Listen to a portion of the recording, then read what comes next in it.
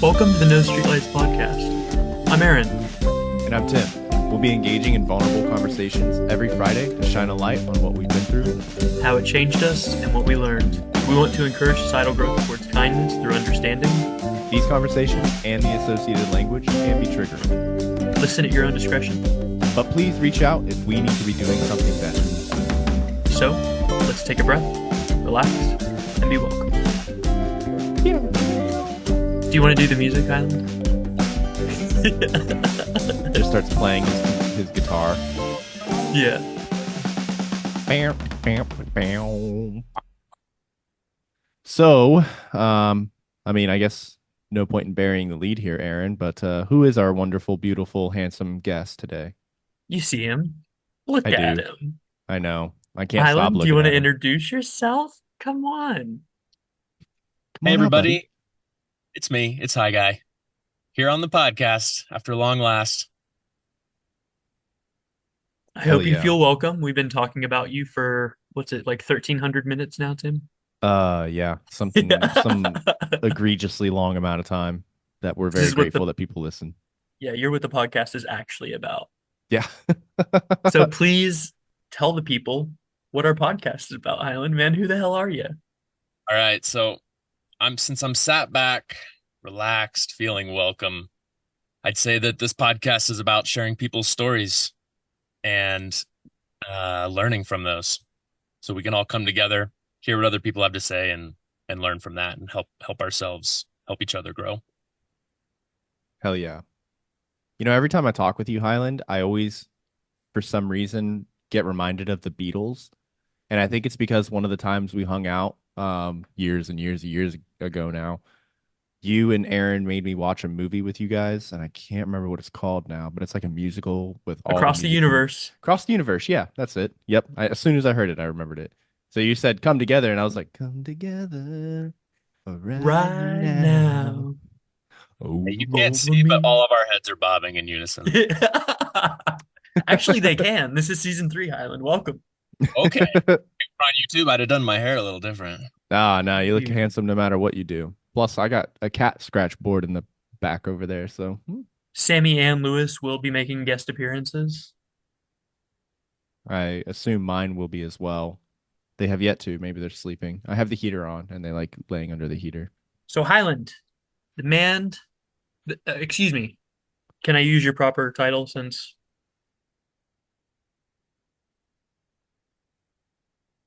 this is your episode? I Have I frozen consent. yet? Have I unfrozen yet, rather? You're Okay. unfrozen. Hyland, the vibe lord, Markle. Even the cats are giving their assent in the background. Yep. Yeah. This is my secret underground DJ name. He doesn't have many tracks created at this time, but he's got a lot of ideas brewing. So Yeah, Huge tracts of land. Huge tracks. excellent, exactly. Yep. Wait, so that does beg the question though. So if that's like your underground pseudonym, what's your above ground, more well-known music name? It's not the Hyland Markle band, I've decided. Ah, okay. Well, what did you land on? Yeah, I think we're just running with Hyland Markle for now. I've thought about it quite a bit, and I think ultimately if we get a band together that feels called to having their own name, I want the band to name themselves. Hmm. Yeah, that makes sense. So for now, with the music creation just really being me, I think it's appropriate just Hyland Markle. But yeah, we'll see. We'll see. One day the band may come up with its own title.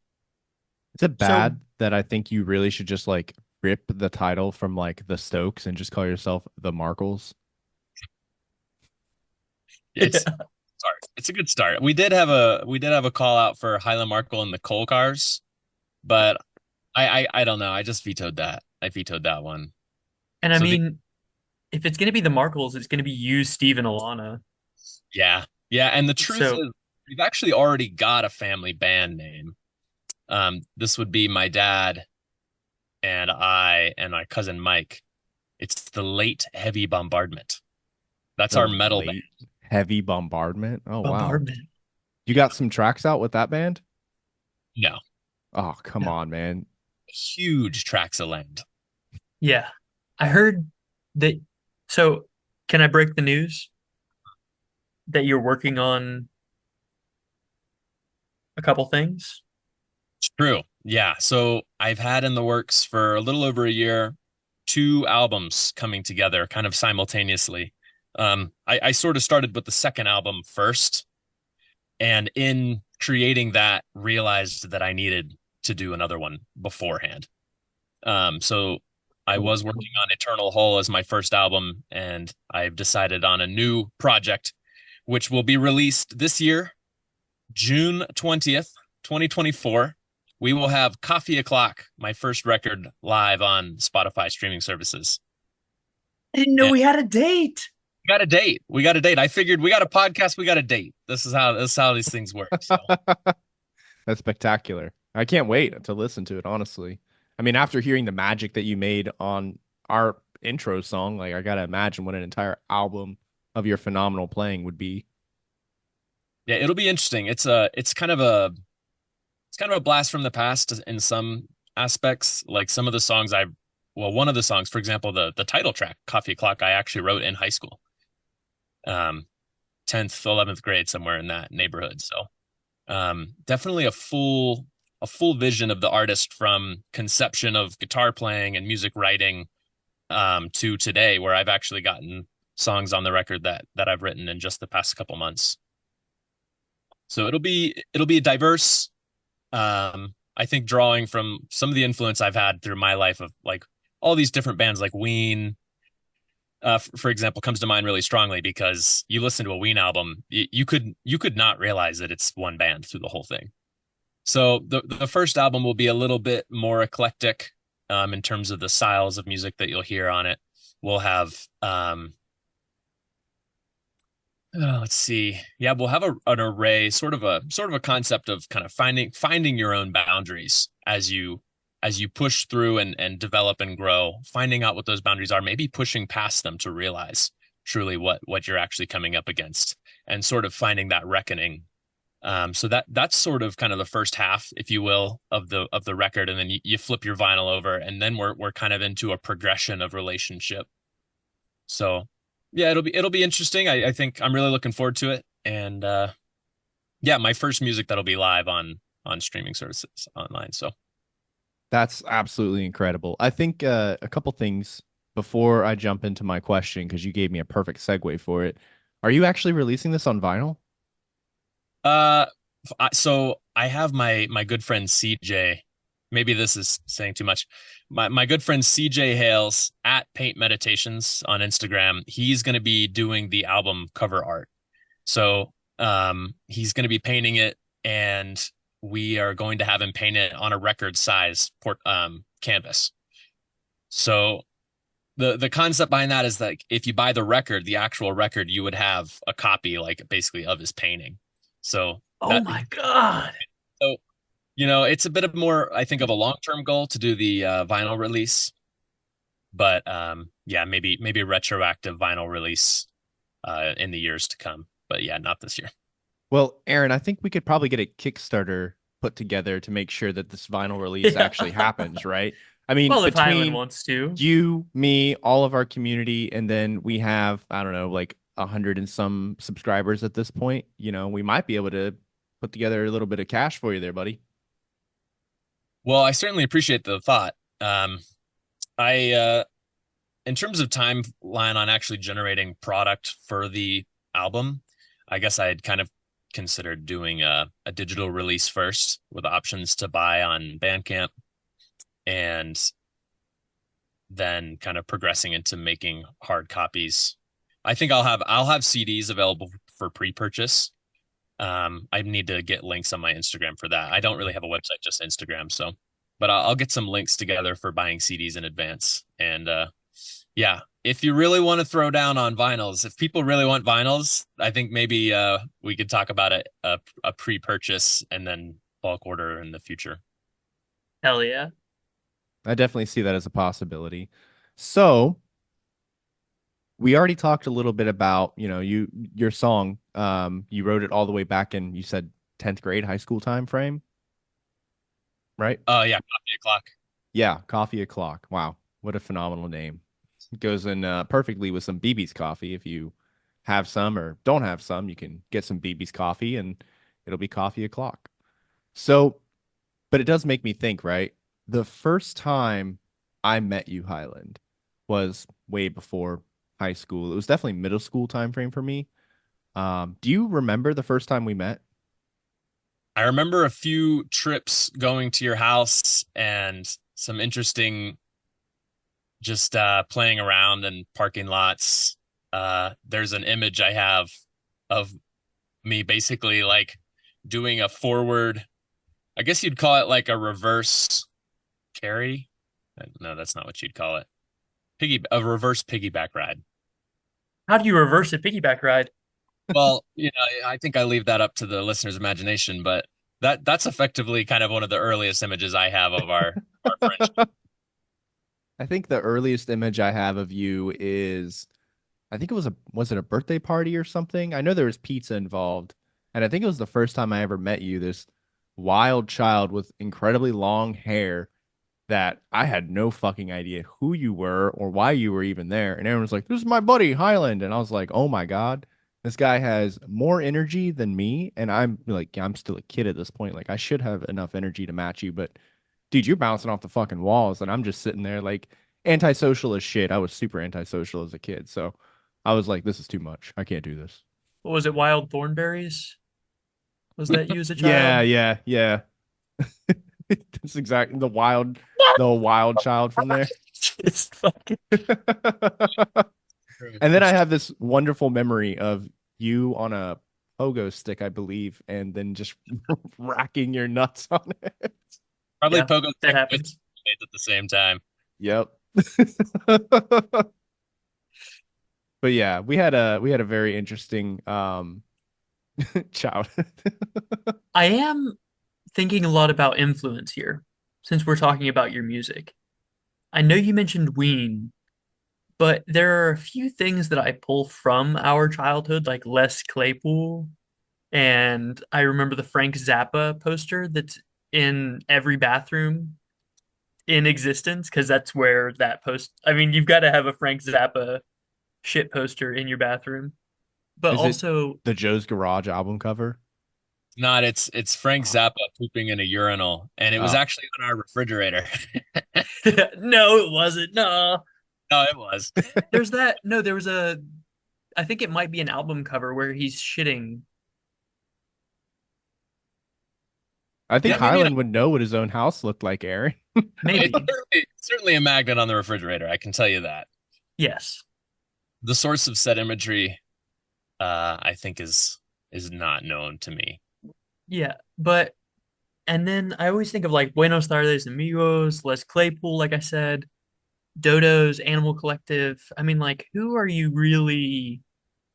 thinking about in this first album? Mm, yeah, yeah. There's so much, and like I said, it's really just so eclectic because my dad's influence of music and that being so far reaching. I mean, he's one of the most big music brains you can find out there. He's just got a very wide range of music knowledge and just Like being P exposed. Funk in Parliament, like Oh yeah, hidden shit. yeah. I mean, I think that there's some reggae influences. My dad was in and still does play with Rasta Rafiki in the 90s, late 80s. Definitely a touring reggae band. And just growing up being around that, I was exposed to reggae music from a very young age and used to sit on stage trying not to get in trouble at venues. Yeah. Yeah, I'd say like honestly, that's been a pretty major influence. So there's definitely a good kind of reggae feel to a few of the songs. Um, I'd say that really whenever I do my writing process, it doesn't really typically come from like any sort of inspiration from an artist necessarily. Uh, but I would say that like my guitar playing is sort of a function of everybody I've played with at this Yeah. time up until this moment. It's a function of like the music I've listened to and who I've shared those experiences of learning and playing with. Like that's really shaped my playing. So you could in a sense say that the WVU drumline or my band in high school or people at parties, I mean, they're my biggest musical influences, really. That's incredible. So, your style of music, how has it, I guess, where did it start out? Like, I mean, hearing kind of what you're talking about, like, your dad and the music that he listened to was a massive influence on you. Are you still playing in the same, like, genre, the same area whenever it comes to that style, or has your style evolved since then? It's been a major progression. I mean, from the beginning, just kind of I remember my first real music experience was drumming on my desk in third grade and driving this girl that sat in front of me just up the wall. I mean, I felt so bad for her in retrospect. But Yeah. I mean, her lady hated me. I was just so loud all the time. And then I joined the band in fifth grade playing the drums, and I was all about it. Just full drums all the way through high school. Marching band. I did marching band in college as well. So, I mean, not just marching band, but also concert band. I was in the choir my senior year of college. I'm sorry, of high school. And those experiences, I mean, that really shaped my music background and my style of play because I'm very kind of like what you'd consider like classically trained, with the reading and learning all the tunes, hot cross buns. Yeah, I have that in my repertoire. Yeah, And that's a phenomenal piece. Every musician worth their salt needs to be able to play hot cross buns on some instrument, whether it's a recorder, a pair of drums, or a guitar. I'd really love to yeah. touch this question and then have Hyland correct me if he feels so inclined. You asked like where his music came from, and it comes from his soul, dude. Hyland is a music. When people are like, "Oh, tell me about your best friend Hyland," I'm like, "Oh, do you know music? Okay, that's Hyland." Yeah. You know, it makes sense that you said reggae because when we sit down with you, how do we feel, right? All right. Yeah, man. Probably should have sang more of it to get the context. Yeah, No, no, we don't want a I'm copyright strike. I mean, we already sang a little bit of fucking the Beatles earlier, so whatever. Yeah, fair. I think if you're under 6 seconds, it's fine, right? I think it's fair use if you're the one singing it and not using a musical clip. Well, I was excellent. actually just freestyling earlier. That's an original piece. I just wrote that on the fly. So Oh Yep. man, Rights damn. reserved, rights reserved. Yeah. You know what? You should be in a ska band, dude. yeah, yeah, we'll see. I mean, I got to get a trombone player. A little bit hard to come by, but I played trombone for like a week. hmm. I know a very good trombone player. My buddy Matthew is a trombone player. Oh yeah, okay, yeah, I do remember him actually. Yeah, we used to basically hang around at the same Yeah. time for Yeah, high we'd school. bring him around from time to time. We'd bring you around from time to time. Depends on who we felt like feeding at the time. Hmm, fair. So, but yeah, kind of just back to the question of kind of progression of style. Really kind of in high school, I was in like a psychedelic rock band. We were really, really stoked on like old Pink Floyd albums and Hmm. MGMT were kind of big influences for the rest of the band. And I remember really distinctly in practice one time, I was on the drum set and one of them was like, all right, we're going to start at the part where we play the C. And they just started playing. And I was like, I have no clue which is the part where they play the C. So I was like, all right, I'm gonna have to learn guitar a little bit so I can watch the band's hands and know where we are in the song. This was my thinking. All right, this is gonna be good. I'm gonna know what's happening now. I'm gonna know the part where we play the C. And I started picking up the guitar. That's why I started playing guitar, like exclusively. Like I wasn't planning on like being a guitar player. I was a drummer. I was a drummer like through and through. Yeah. And then picked up the guitar, and all of a sudden I had this new expression of tone, beyond tone of pitch and of harmony, and it was just I was like, wow, it really unlocked something for me creatively, and Yeah. started to really explore. And I almost immediately started writing. It was kind of weird, like within just weeks, months of picking up the guitar, I started like just kind of creating things on it, and I was like, wow, this is so cool to create with. And it kind of just took off from there. And I'm almost principally a guitar player at this point, really, if you think about it. So like stylistically, I was actually told recently that my guitar playing reminds my buddy of a drummer playing guitar, which is interesting. Well, I mean, Yeah, That's so funny. that was That's pretty Jack great. Album.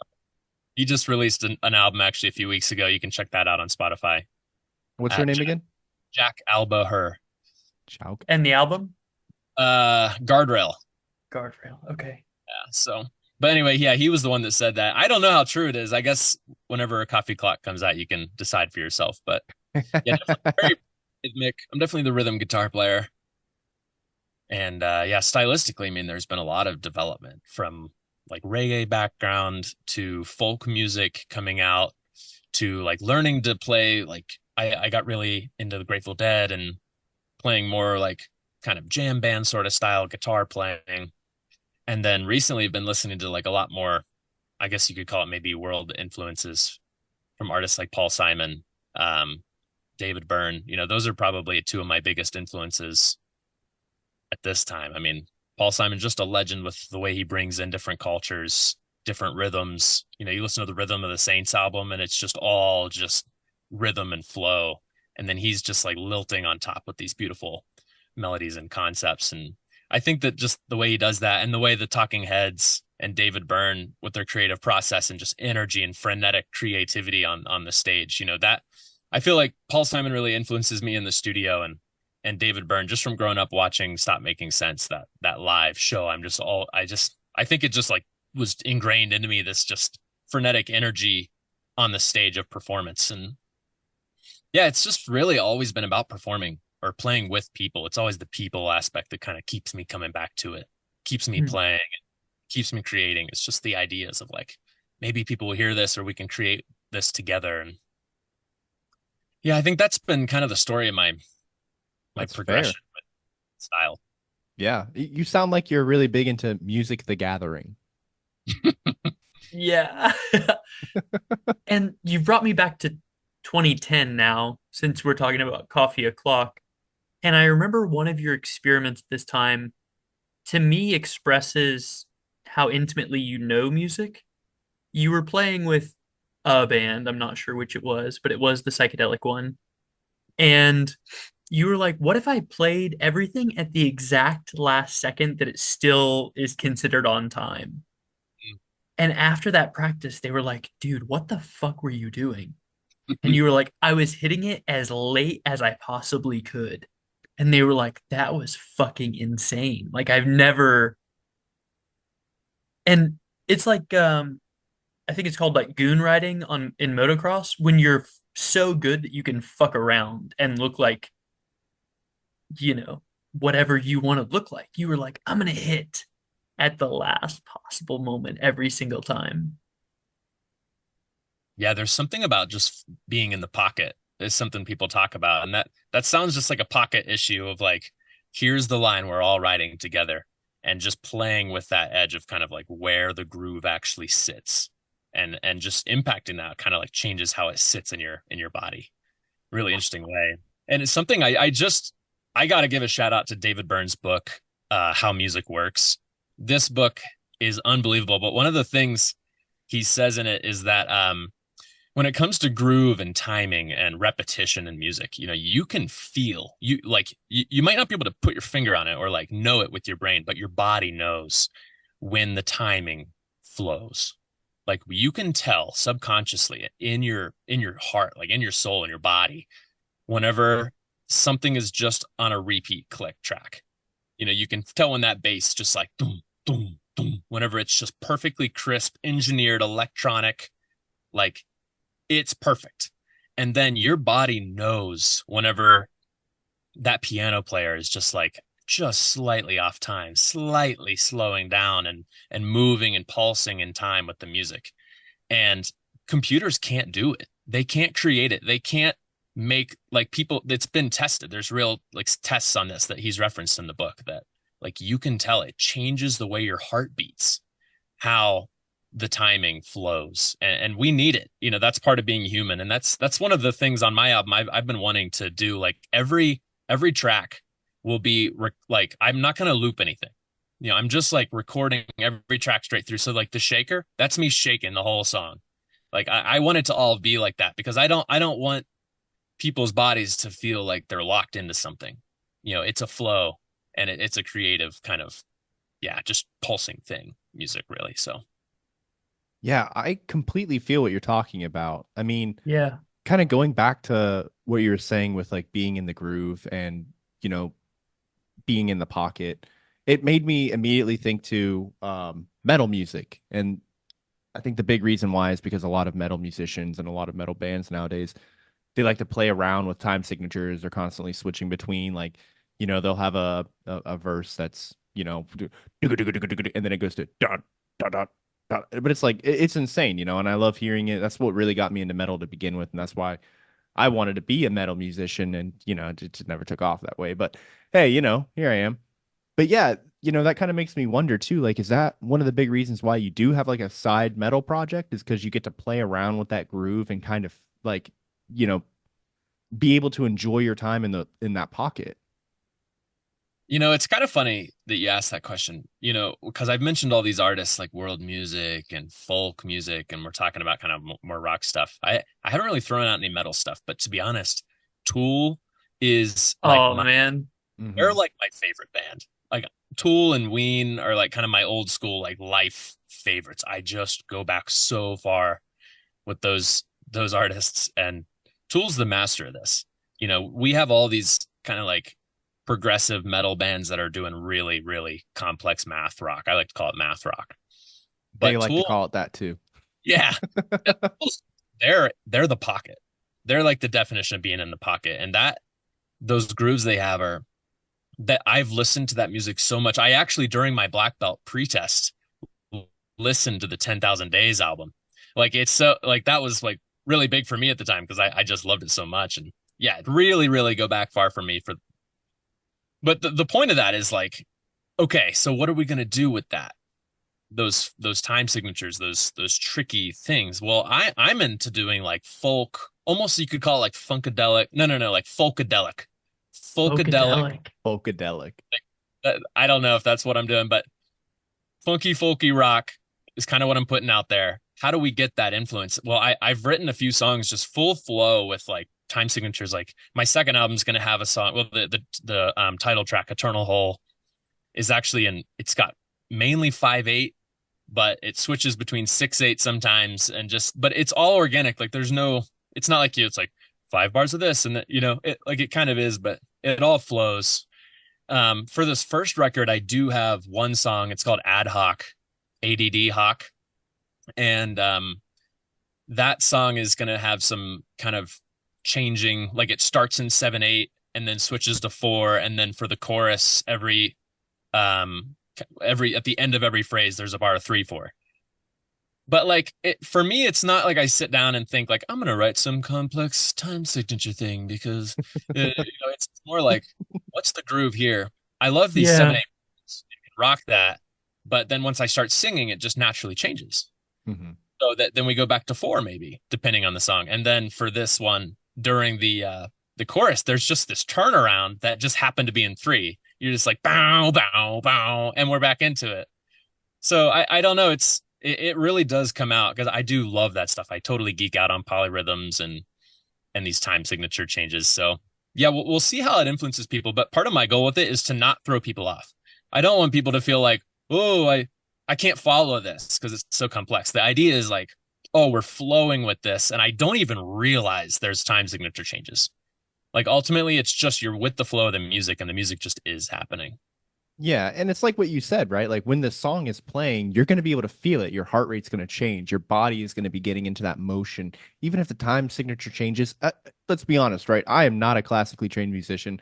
I don't have a very good like trained ear, and I told you this before whenever you were teaching me how to master audio. I don't know shit about audio, and I don't, if somebody played a C chord and I heard an A chord as well, I'd be like, well, I couldn't tell you which is which. I don't know what time signature in. I have no, whatever, right? The point is, when I'm listening to this music, I can feel it. I'm able to tell this is something going on, and my body reacts, and I get into the song, man. So I'm really excited to hear your music because I know for a fact it's going to have an effect on my body. Hmm. Yeah, I hope so. And I mean, I just, yeah, I hope people really, it helps move people because I think that movement that's growth and that's life. There are so many things, Highland. Oh my God, you're changing my life today. So first, Funkadelic. I fucking love that, dude. If that wasn't a thing until right now, guess what? It's a fucking thing. Um, and talking about like feeling it in your body and how into kung fu. What music were we playing on Saturday morning when people got fucking hurt? It was always It was Slayer. Tool, man. You know. Uh, Was it Tool and or so was it yeah, Slayer? it Tool and Slayer. Ah, Sorry, okay. my At the same internet's atrocious. Same thing, yeah. Yeah. So Some metalhead out there is they're not the same thing. yeah, but It's me. you would walk in, Jason would like look around and then pick a CD. And as soon as he hit play, you were like, oh fuck. about to get punched. Oh, dude, this is gonna be a whole day. Yeah, no And doubt. then talking about um classical training versus immersive listening, that's how language works. You can either be trained to understand the language, or you could be dropped off in Highland, name a place. Sweden. You could be dropped off in Sweden, and guess what? If you are still alive in 90 days, you probably understand Swedish pretty fucking well. Yeah, I mean, necessity breeds, what does it breed? Creativity, creation. Dope music, I Yeah. think is the end of that quote. This is a dig. Vibes. It breeds vibes, dude. What are you talking about? Yeah.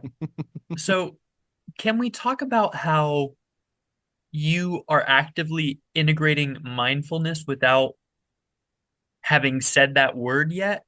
Because in meditation and stuff, a lot of the ways they teach children is they'll hit a note and they'll say, follow the sound. Mm. And it sounds like that's what you're doing. You're not trying to grammatically put together these time signature shifts. You're just following the fucking sound and letting it be who it is. Yeah. Yeah, I think one of my like first introductions to mindfulness, and I don't know if I even realized it was mindfulness at the time. I'm sure I didn't. Um, it's really what we'd call flow states. And Yep. that's an interesting kind of way to look at it. It's not necessarily like the same thing. I'm not trying to say that, but I am trying to say that mindfulness comes from a degree of concentration, a degree of presence, and Yeah. a degree of awareness that are all integral aspects of flow states. You know, where you're just perfectly taking in and performing at the same time, and just have this perfect balance between the two. Even cyclical breathing, again, 2010, sorry. But you were spitting out water while inhaling through your nose. And Yeah, didgeridoo. can you be distracted while you're fucking doing that? Right. That's the thing. Yeah. And and we were maybe thinking about not flowing into this, but with climbing, you know, one of the things I was for a long time very, very stoked on climbing, like beyond Yeah. really stoked. My license plate said climb on. Like I was pretty stoked on That's pretty climbing. stoked, yeah. It's like a seven. Yeah. Yeah. It's a strong seven. Um, I Me basically, too. you're forced. Yeah, there you go. Yeah, you're forced to be present with the rock. It demands that, and if you can't follow it, then be pushed down. You'll fall. You know, you have to be with it. And I've just kind of always chased those states. I didn't realize whenever I was first getting into it, that's what I was doing. But yeah, I guess music's kind of the same thing. Like you're locked in with from the past, like with my classical stuff. Like you're locked in with the conductor. You're hearing the music happen around you. You're playing the drum or playing the timpani or whatever you're playing, you know. The kalimba, maybe? Yeah, sure. Yeah, heck, Yeah. Why not? why not? And just, yeah, I mean, it is a flow state, really. And I think that in Kung Fu, flow state. You're moving through these forms, aware of your surroundings, hopefully aware of your breathing. And Yeah. yeah, that was kind of the beginning of it all. Hmm. I guess for me, I mean with mindfulness. That's pretty incredible. I think one thing that we did touch on a bit at the beginning was the what you're going for on the album, like the content itself, where you're saying like the beginning portion is one thing and then you flip over to the other side and it's a different thing. Can you kind of touch on that a little bit, like explain what you're going for? Yeah, it's a function of just the time that the album's been created over, I think. Okay. Uh, because I think the first half of the album is kind of going to come from different times in my life, and the second part of the album almost follows a trajectory of my relationship, like my main relationship through college, and also some other relationships I had in college, personal, kind of more like I know of different types is what I'm trying to say, friendships, closer relationships. Um, so I think that that's really the function of why the album evolved in that way. Okay, so the first half is you kind of traveling through time in a sense. It's just chapter after chapter of you learning you in a way, following the sound. And then the B side is what was happening in your life at that point. It was relationships. You were Right. developing really deep friendships, intimate relationships, finding out what you were looking for in these intimate relationships. Like, those are two radically different stories. Hmm. Yeah. Yeah, that's really how it's shaping up. And just to be super like crystal clear on this, I wasn't even going to make this album. It was going to be something different in the future. And I was doing this other project, the Eternal Whole project. And through that process, discovered that I had to make this album first because I Hmm. have I have all this stuff from the past it's sort of sitting there unresolved. It's like it's like if your desk is covered in papers and you're trying to get to the papers that are on the desk, but there's all these papers on top of them already from the old projects. And in order to really clear my plate here, I that's what I'm working through is just getting that old stuff out of me so I can really be creative with my new vision. You were trying to build your house without having built the foundation.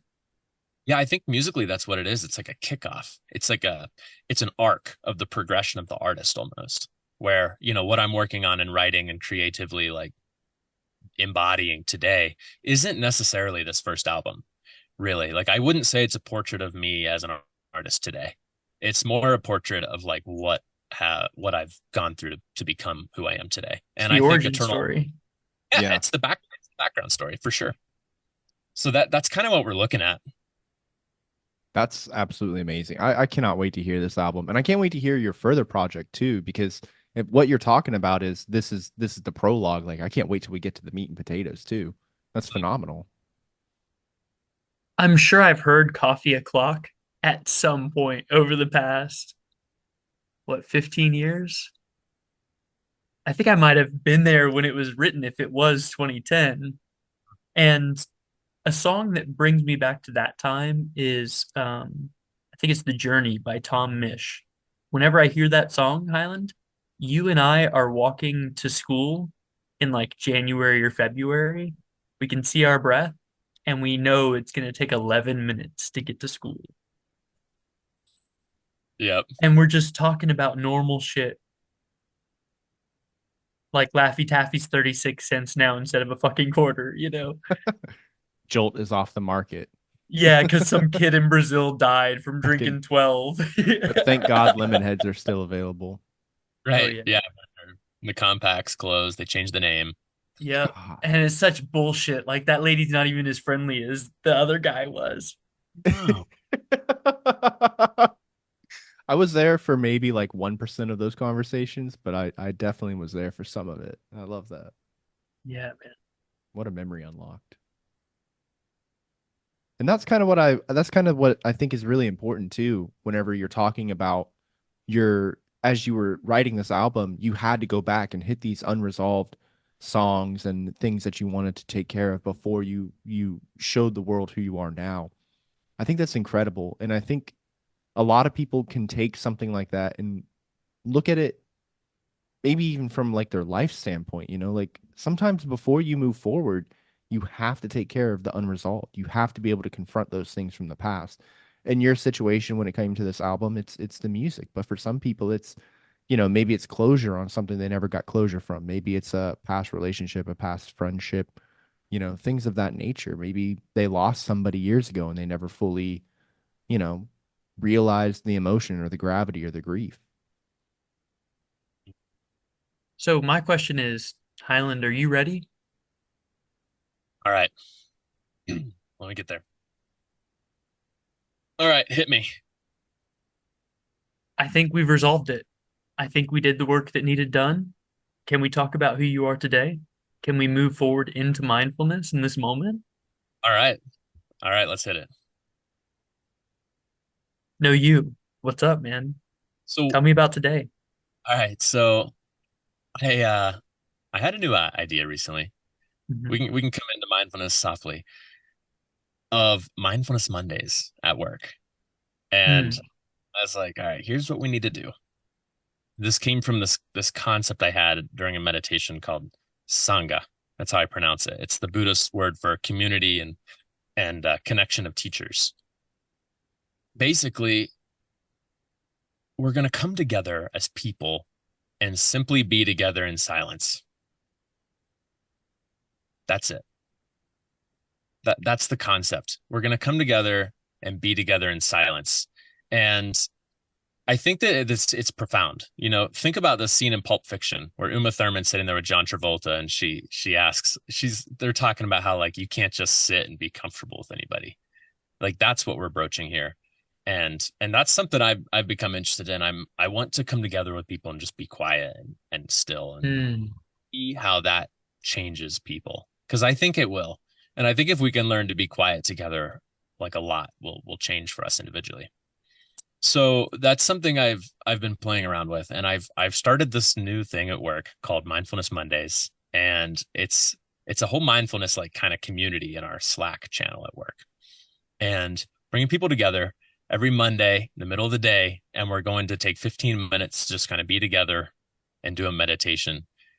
And I'm very excited about this idea because our sangha, our community, those are the people that we're around every day. It's our friends, it's our family, it's our work colleagues. That's our sangha. It's the people inside our circle. If we have like an orbit, if you consider your life as like an orbit and where you orbit, like that's your sangha, those people around you. And so I'm trying to introduce this just sitting together and being quiet with my sangha concept. So that's something I'm pretty excited about right now. I'm really stoked on that. And the thing that popped into my head when I heard Mindfulness Monday was no old shit.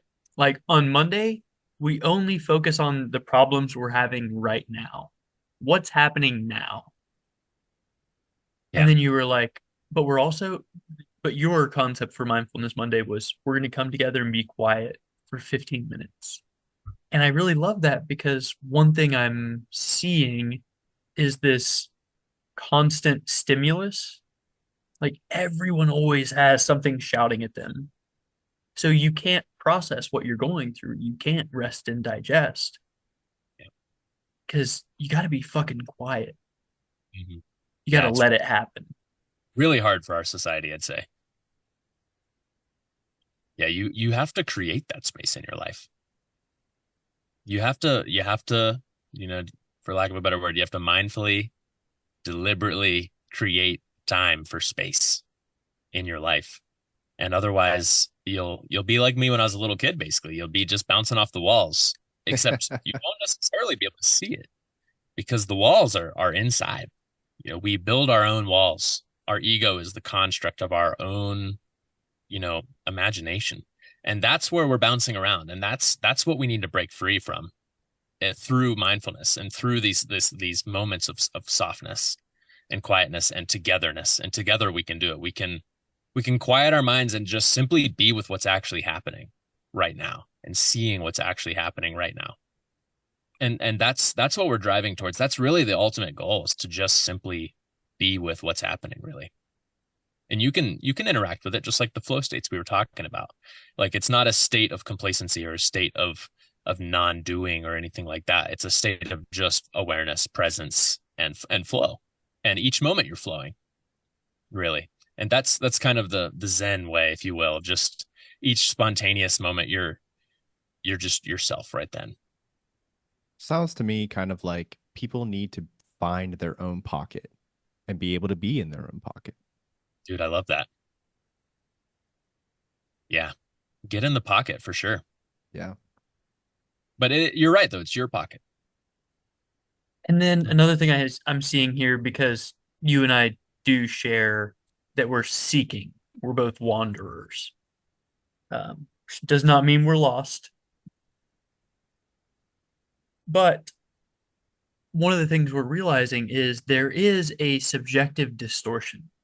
When you look at something subjectively, you are influencing the output. It's the observer, the way you phrase the question determines the answer.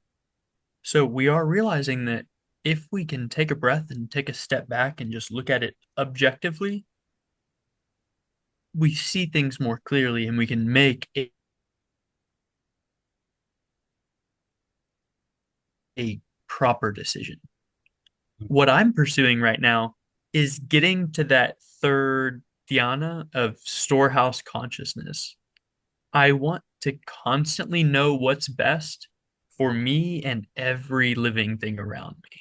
Like, how do we get to the next step? Right. Yeah. I mean, the issue is that we look at things and we name them, Hmm. name them. And in doing so, we create a concept of what they are. That concept is the ego of that thing. And we create it. You know, a person recently mentioned this, they did this talk that I heard live. There's no recording of it. And they mentioned that like what is Kmart? What really is Kmart right now? A Where is it? memory. It's a Where memory, dude. Yeah, where does it live? It lives with Oh, we create it. We've made it. yep. It exists because we imagine it to exist in our minds. And that's how everything is, really. You look at, you know, like right now, for example, I look at this microphone and I see the microphone and I conceptualize it as microphone, but in reality it's not. Like it is, but it's also more than that. It's much more than that. It's everything that created it. It's everything that compiled to make it as it is right now. It's the person that I got it from. It's the materials that went into it. It's the need for microphones. It's the invention of electricity and the understanding of sound waves and the flow of forces. You know, that it really is everything. And whenever we can kind of contextualize and understand that really everything is all deriving from this ultimate kind of source of just now. And that's whenever we can kind of break through those ideas of what things are, naming them, constructing them in such a way that we hold on to. We hold on to these constructs in our brain. And yeah, letting go of that, that's mindfulness. That's kind of just seeing things as they are. And that I think that's the point, Aaron, where you get to being able to truly see what they need because you let go of the ideas of what you think they need. Because what you think they need is a construct of what existed just a moment ago, that's what that needed. In my mind, it needed that. But in reality, it's happening now, not then. And if you can let go of the past, you can kind of see what's really needed.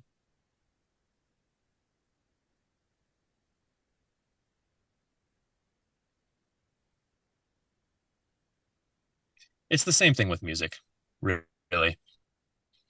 You start playing something with somebody, you know, maybe they start laying down a line on the guitar. You got this like doon doon doon doon doon happening or whatever it is. And if you can see it as it is, then you can flow with it. Mm. You know, I think we get into trouble with music whenever we start to um, get too locked into what we're playing. And it like with any flow situation, it requires a degree of proficiency to be able to really see this. You know, you have to already be comfortable enough on the instrument to really kind of move with it. But whenever you can really be with somebody else, you know, in silence in your mind, you know, be together in silence, the music's happening. you can flow with their music whenever you can let go of the concepts that you carry around it, or the concepts of what you should be playing right now, and just be truly receiving what they're playing, perceiving, and just letting what needs to come up from that come up. And I think that drives me with my music. Like I was saying earlier, it's all about the people. I've gone through stints where I couldn't play.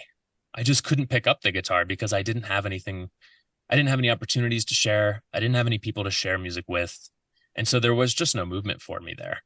And whenever I come back to like the flow with other people, um, that's when it comes up for me. So I gotta say, honestly, it's my biggest challenge right now. This whole idea, because these are solo albums. Like I said, I mean, it's Hyland Markle. That's the name of the band, and they're really there's people in my life I'm playing with, and I'm so grateful to have those opportunities. You know, people are playing with me. I've got like a small group here in Helper, Utah, where you know we can I can call on some friends and I can do a band situation for a show. We've done it, and it's really great. And my creative process in the studio is just me. And so how do I find that same flow whenever the person I'm flowing with is a recording and it's not actually a real person sitting there? And how do I develop that energy that I have on the stage with people I'm playing for? Like how do I see them in front of me when I'm singing into the microphone by myself at night, you know?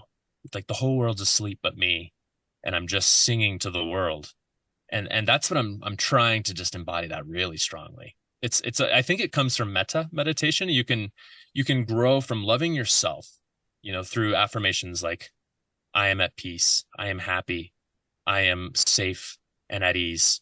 And you share that, you cultivate this love of self, and then you can grow it. You can grow this sphere of love to encompass more and more. And I've found that my capacity to love like this, it's like a muscle you got to flex. It's hard Hmm. to hold love for myself and then grow it. And I've noticed like, oh, I'm loving something else. And I realize I lost all love for myself in that moment. Like, not that I don't love myself, but I lost the actual feeling of the love and actually holding myself in the entirety of everything. And I think that that's a reflection of this creative process, and something I'm working through is in these moments of recording these takes for the album. I have to bring in myself with everybody else consciously, like being together energetically. And like that's my creative space and that's my creative flow. So I've been cultivating this space here in my home to really find that energy. And so I'm actually fully producing and mixing this album on my own. So I'll be doing all the mixing and recording, playing. It'll be everything happening here in my space, but I'm trying to build this energy of us all being together while I'm doing it. So it's kind of a lot. It's energetically challenging to carry that, but it's such a beautiful challenge and something I'm it's just a blessing really to have this opportunity to create this music, really. I mean, so grateful for that. I, oh, man, thank you for the opportunity to touch on a couple things that you just talked about. Ooh, man. So, first, you were, to me, what I received was the story of the two envoys in classic Buddhist literature. One was high-minded and charitable, and one was essentially Scrooge. And they were sent to foreign lands and with the mission of like recon, come back, tell me like who's all at the party, bro. And Scrooge was like, they're shitty, everyone's out for themselves, blah blah blah. The high-minded guy was like, they're pretty much like us, you know, everyone's trying to do their best and trying to help each other out. And turns out they were sent to the same place. So you create your own reality via your perception. And that is the idea in Buddhism of um, it's not only time and space, it's time, space, and mind. Because we're perceiving everything and everything is existing only in our perception of it. Then you touched a little bit on the golden rule versus the platinum rule when you were reflecting on um, my talk of subjective distortion. How, if we are able to be conscious and reflect each other's humanity, we do see what the true need is. And then I was like, I made the little connection of golden rule versus platinum rule. Am I treating you the way that I think that you want to be treated? Or am I actually seeing what your needs are and addressing those? Then you talked about you confirmed the need for community because you are feeding and communicating and having this organic experience, I suppose, since that's all that there is experience or our perception of some occurrence, you know what I'm saying? And then you said, so album two is such a beautiful challenge insofar as I have to figure out how to reflect my own humanity at all times. So I'm every single member of this band. So how do I do my part, but do every other part at the same exact time? Like how do I actually make that into reality? And I think that's just a good way to express that challenge. Hmm. Yeah. There's a cohesiveness that needs to be developed between all the different parts, even though they're happening at different times, different points in times. They're still going to cohesively become something together. Just like I mentioned earlier with the microphone, it is a function of everything that made it what it is today. So that's what the album will be. It'll be a collection of like each consciousness that I'm able to carry with me into each of these creative takes. So Hmm. yeah, it'll be, I mean, it's not a future thing, it's happening. I've been recording it for over a year. So it's just going to be a beautiful conglomerate, if anything.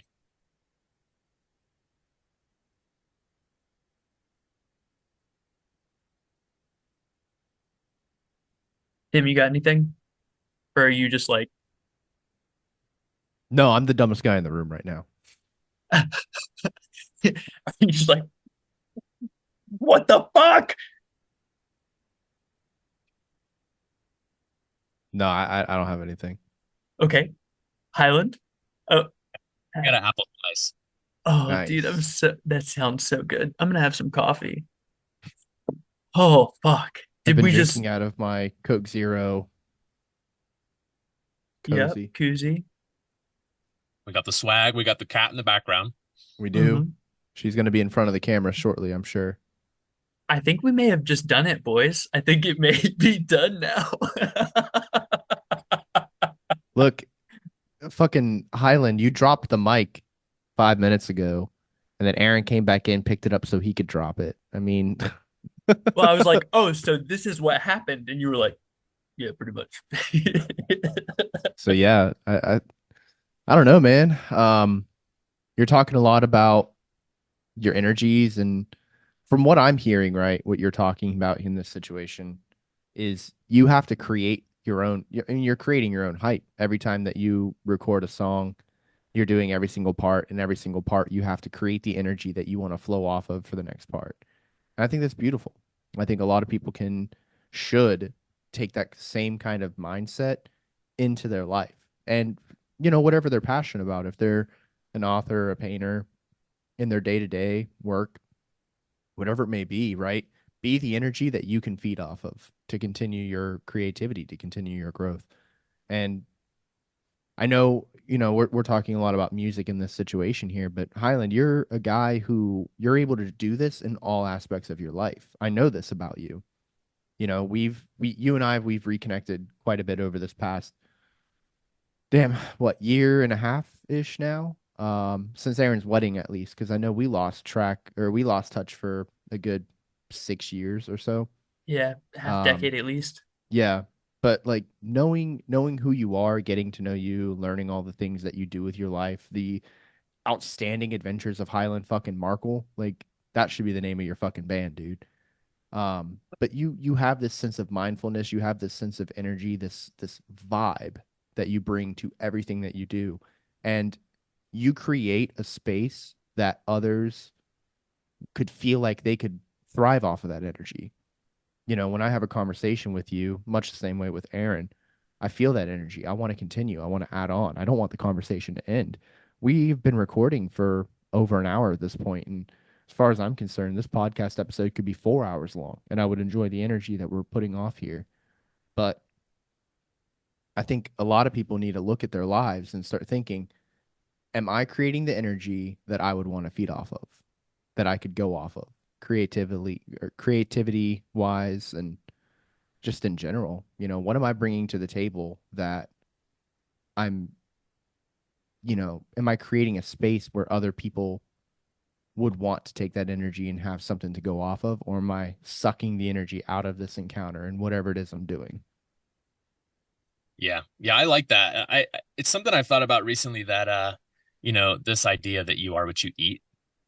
We say that, and like I'm not here to disagree with that statement, but I am here to add that I think we are what we think. And the way we approach each moment does change what's happening for other people and for ourselves around it. We really are a function of the set and the setting of a lot of the experiences we have. I mean, those are a function of the set and the setting. Like, what's the mindset that you're carrying every day? Are you experiencing gratitude in every moment? Because if you're not, like you probably could be, honestly. Like even in those moments of intense loss or sadness, like there is gratitude. That's part of what grief is. There's like gratitude in the experiences that you shared with whatever was lost. Maybe you broke your favorite pencil or something. Like it's anything really, or just the feeling of loss comes with those feelings of gratitude. And any change, where we can just experience gratitude for that moment. And I think like when you're approaching the life from this idea of set and setting, you are bringing to the party, like you're making the party with what you bring to it. So I totally agree. You can really change the way you approach life by kind of looking at your mindset and slowing down enough, like we were saying before, with these moments of silence and maybe just like moments of sitting with your breath. You can start to connect with what you with how you're actually feeling. Because if you aren't aware of how you're actually feeling, you can't know what you're bringing to the party, really. You can't know if you're coming to the party with fun energy or positive energy. Like you have to slow down in order to train yourself to be able to be aware of what you're feeling in this moment. So I think that's like something I could encourage your listeners to try is just maybe set a timer on your phone for 3 minutes, 4 minutes, 5 minutes, maybe, if you're feeling froggy, and just sit there and just see if you can just watch your breathing for that whole time. And no judgment, but things are going to come up. It's inevitable. Like it's going to happen. You won't be able to just focus on your breathing because every moment there's these things bouncing around inside of us. And so if you can slow down in those moments and train yourself to be aware of what's bouncing around, that's when you can really know what you're bringing to the party. Dude, I want to expound on that just a little bit here because I've really gotten into long distance running lately. And oh my God, dude, it is a mental challenge, right? Because I'm sitting there, I have my music playing, but a lot of the times I just tone out the music. All I can hear is my breathing and the sound of my feet hitting that fucking concrete. And How then I many start, moments can you be with yourself? Yeah. dude, it is absolutely insane. It's actually kind of maddening too, because recently the wife and I just did 10 miles. And dude, like Aaron, I remember talking to you about this months ago, but like, if you're at the bottom of a massive staircase and you're just looking up knowing you have to climb that entire thing, the task seems fucking daunting. And then as we're getting into it, one step, one step, one step, one breath, one exhale, one breath, one exhale. Damn, man, that challenge, it becomes so much easier when you start breaking it down like that. But I am not saying that it is easy. It is not fucking easy. And if you have never sat there and just tried to like focus on your breathing, like what Hyland was saying, God, 5 minutes, I can see why you said if you're feeling froggy because holy fuck. So here's some things that I heard that I'm really excited about. First, when Tim finally came back into his body, he started talking about some stuff. And here's what I heard. I heard that Something, I don't know. I heard that we have to be what's needed. Talking about Highland, being what's needed to for that moment to be complete. And it brought me back to my last trip to Snowshoe, where there was this beer can by the entrance to the stairs, like at most ski hotels. And the first day I was like, hmm, maybe somebody, you know. And then day two, I was like, oh wow, no, it's maybe that's where it lives.